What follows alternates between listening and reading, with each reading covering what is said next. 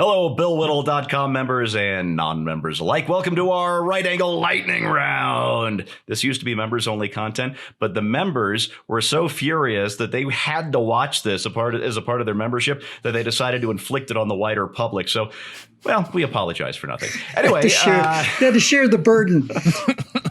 In case you don't know, instead of the usual deep dive into one issue, I have hand-selected two headline stories each for Bill and for Zo, who's filling in for Scott this week. Hope Scott gets better very, very soon, but love having you on board, Zo.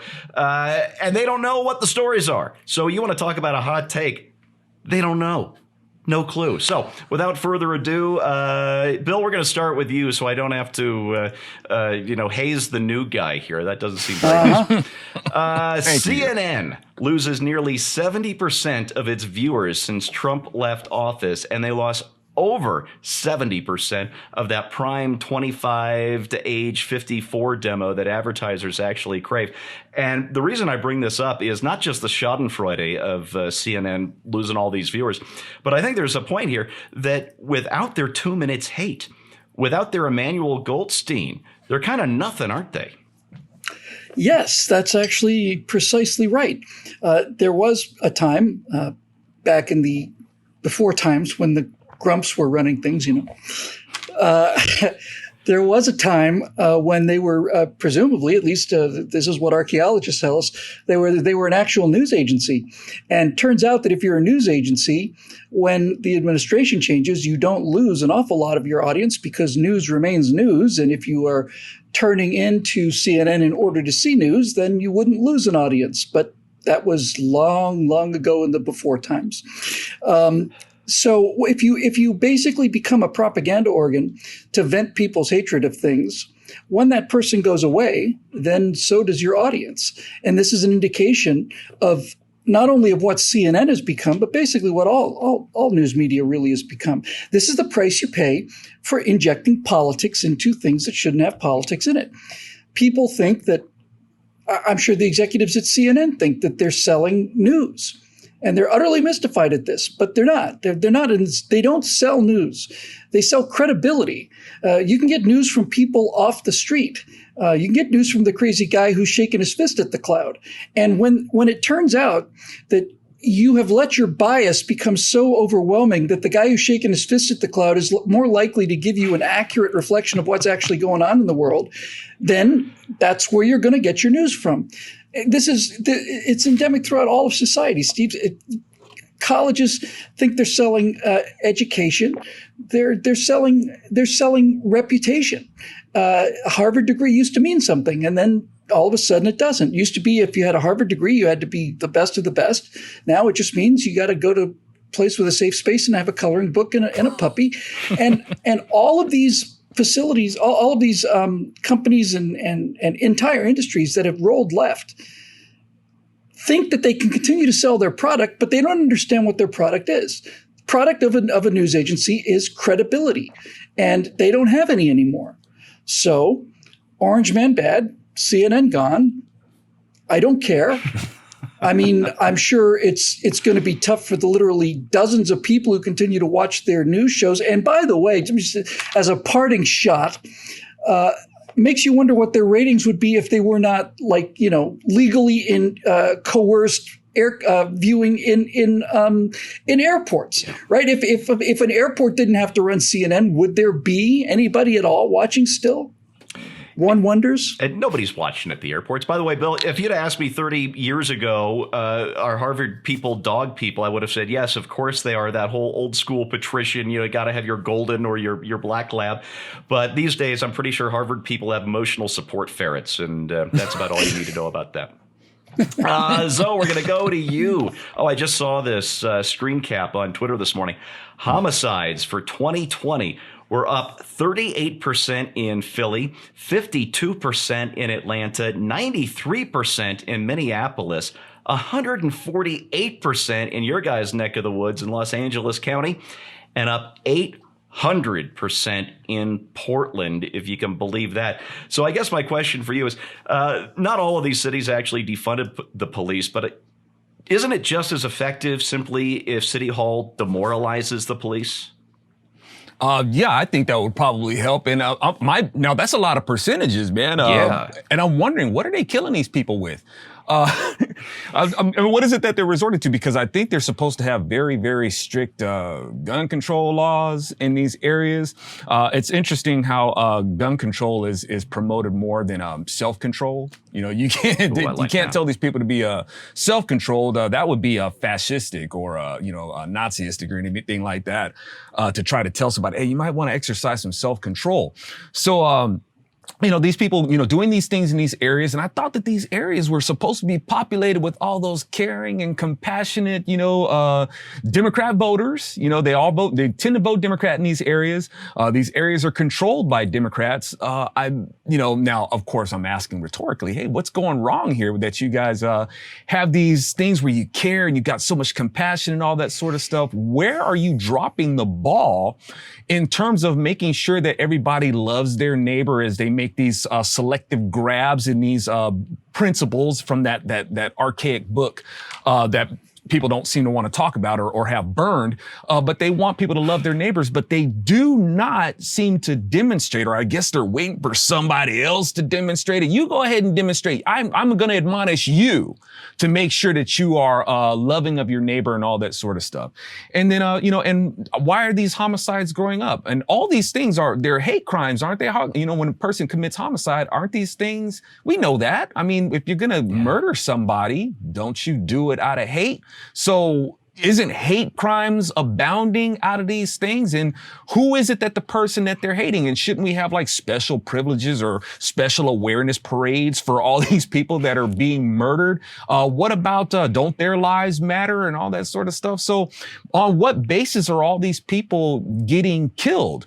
I don't think any of these things are being addressed except for certain things that they can select to draw a narrative to gain sympathy votes for their cause, or to make sure that if they can't get it by the ballot, they'll do it by, judicial fiat and make sure that the activist judges will bring down the gavel for whatever it is that they wanted represented in the culture for us to have to abide by. All these things are going to go down like that. So this thing that they seem to have so much concern for, it's weird that it doesn't seem to be getting better by these people who insist that they're the ones who have all the answers for it. Yeah, it's almost like it's a crisis by design. I'm sorry, Zo, did I just step on you?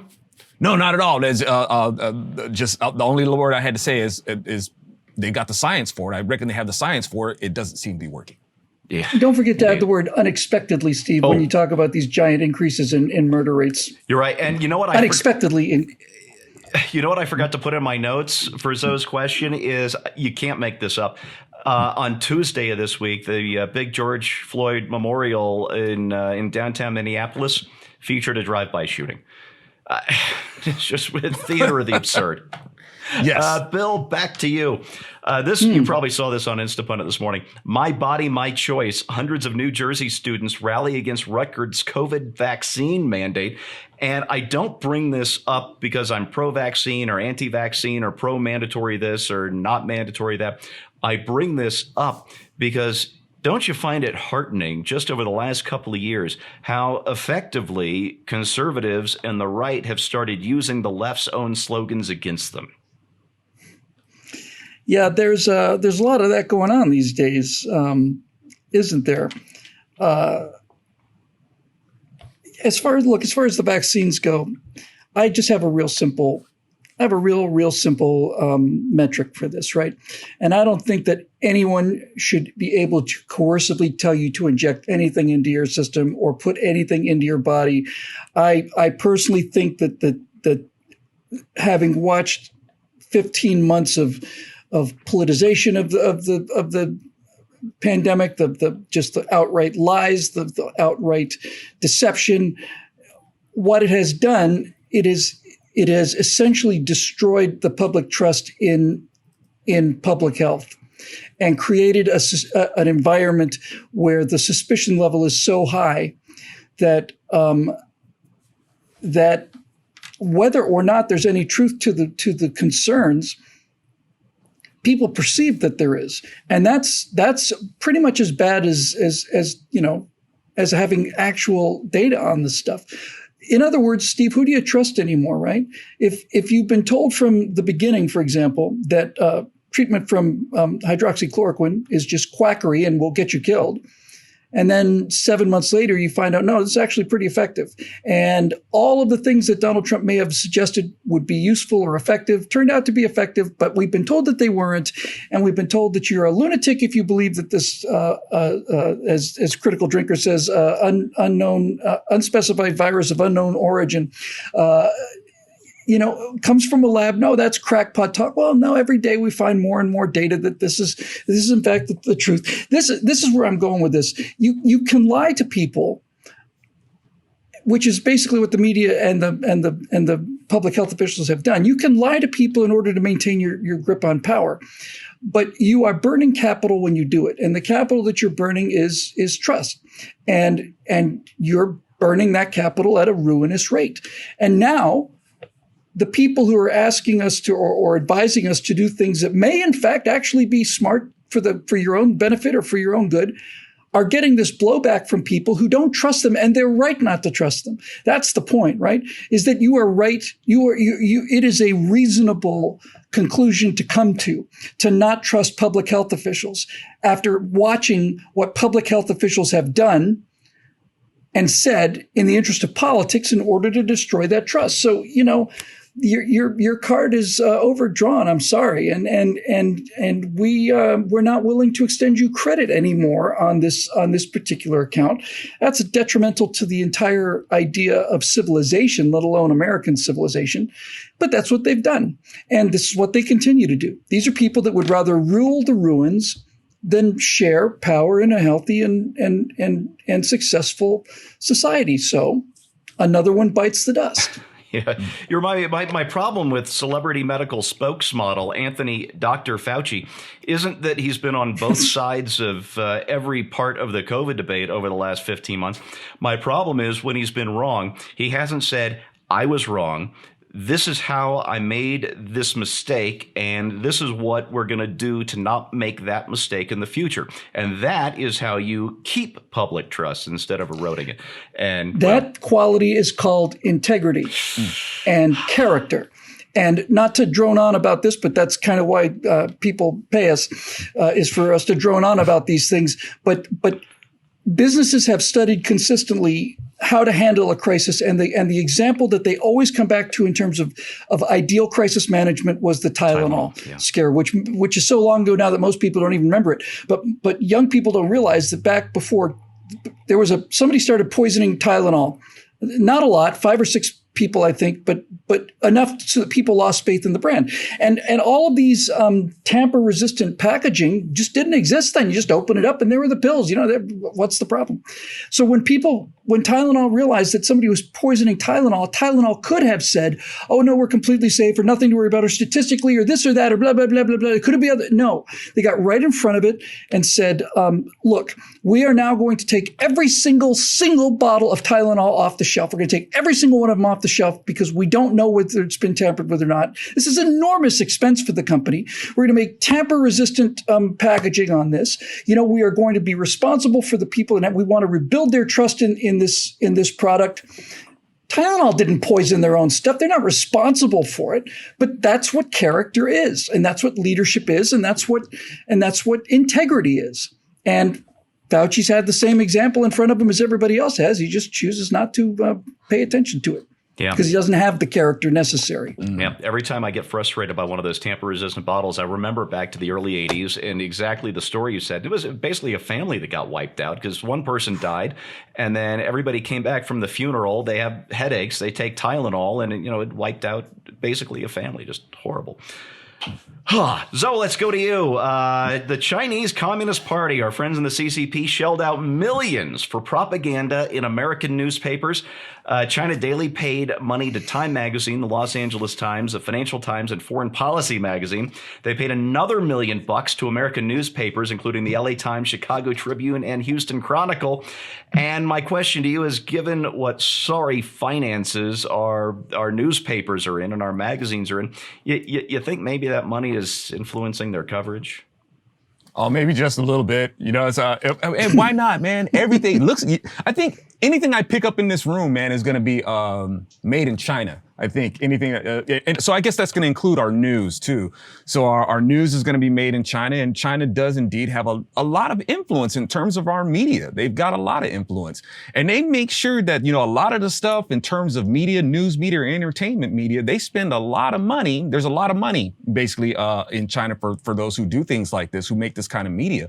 But they make sure that, and when people want to talk about censorship, it's like, man, China's got the corner as far as that goes. They'll go ahead and, hey, yeah, you can go ahead and tap into our market for whatever's your job, but we're going to filter a lot of that stuff out. But we'll give you plenty of money to go ahead and play that mind rot in your country. You guys go ahead and do that. We're not going to do that stuff here. That should speak volumes to people, whether it's entertainment media or whether it's news media. China is going to have an influence on it. So even in terms of the things that, you know, we're led to believe is being engineered, and they're pulling strings as far as that goes too. So, but like I said, you know, look around, you know, pretty much a lot of the stuff, you know, like even in my room, it's going to be made, except for the music. The music, that's American made music, man. That's made right here in the good old USA. But in terms of anything else, when it comes to the material things you see, but as well as the ideas that are being shaped by, you know, the perspective that's coming over your computer screen and the radio waves and stuff like that. Yeah, China's, they've got a hand in that too. Hey, Zo, let me give you a quick follow-up. Is it true that only American-made amps go up to 11? Well, mine go up to 11. No, I think he was talking about Marshalls, man. And Marshalls are, I think those are British amps. So, that might be a British thing. But, you know, when it comes to American sound, man, when you go up to 10, you're already going up to 20. So it's kind of like a thing that's already ingrained in us. I know that was a little bit of American patriotism talk, but you know. Love it. I hate to close with two China stories, but I kind of have to. I led Insanity Rap today with this one. The Biden administration, this is the State Department, shut down a probe launched during the Trump era to examine the Wuhan lab leak theory, according to a new report. The State Department apparently said, we weren't sure about the processes or the data, but it seems pretty clear to me that Beijing was worried about the process and the data. So what gets me about this story is just as at the exact same time that the mainstream media is finally taking seriously the idea, I don't know if it's true or not, I say investigate and let the chips fall where they may, but at the same time, our own media is finally taking seriously the idea that the Wuhan virus may have escaped or been released from the Wuhan Institute of Virology. The Biden administration shuts down the official look into that very story. And I only have one question about that. Did the big guy get his 10%? I'd like to know. Come on, man. Come on, man. All right, that's your right angle lightning round for this week. Thanks to Zo for sitting in for Scott. Scott, buddy, we hope you're feeling well real soon. Zo, love having you on board. You can fill in anytime. Although that's actually Bill's call. I just like to sound warm and friendly. He's filling in for me. I'm out of here. I'm done. Thanks for watching, everybody. We'll see you next time.